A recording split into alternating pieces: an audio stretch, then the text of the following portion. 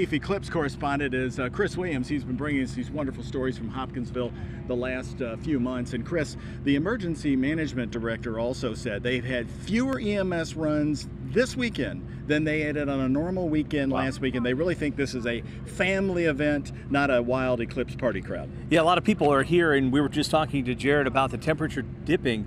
There is someone here who the eclipse is getting a chilly reception from, and you're going to meet her in just a second. For some, this is a moment of a lifetime. For others, it's a chore. You heard that right. It's a chore. So we dug and we dug to try to find the silver lining with one eclipse goer while bringing you the optimism that others have who may have a few more years on this big rock that we call planet Earth. Well, what are you looking forward to the most today? No clue. You have no clue. I didn't really want to come. Really? Well, then why did you show? Huh? Why did you come then? My parents made me. We'll get back to 9-year-old Addie in a moment. She's on the opposite end of the spectrum, both in excitement and experience, from a group of Texans we met. Never seen a total eclipse, and I really love astronomy, so I'm a big science geek. You're the guy who brought everybody here. You were the guy who was the driving force in this, right? Pretty much. Yeah, we were going to go to Scotland, and I said, hey, how about going to the eclipse? You had a choice to go to Scotland on vacation. Instead, you chose Hopkinsville, Kentucky. Yes, Scotland next year. Well, you can come back to Hopkinsville, too. Well, I'm sure we will. Let's check back in with Addie. Now that you're here, you were dragged all this way. Now what are you going to do? Eat pancakes? Maybe she'll warm up to the experience with a full belly, and as more people arrive, Laura Flowers is ready for Max Eclipse. Well, once in a lifetime experience. I mean, hard to pass up, so close.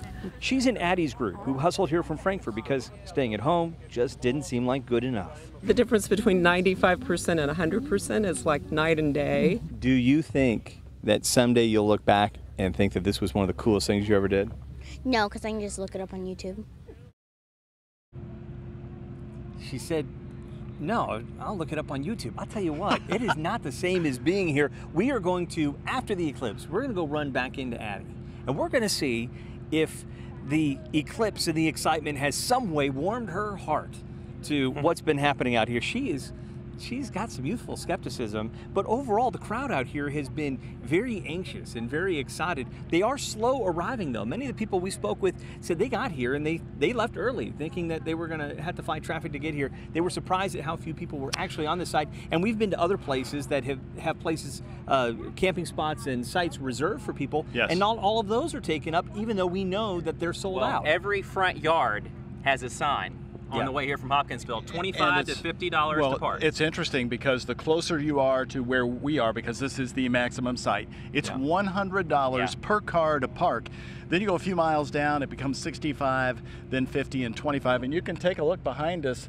This field I thought would be full by now, but it is still wide open. And one thing to note, Doug, you probably can't see it from this camera vantage point, but behind those chairs and those tables, that's the point of the greatest eclipse that sits on this farm. Oh, really? Yes. Okay, well, you're going to be seeing it live, by the way, at 2 o'clock when we bring you our live special report from here.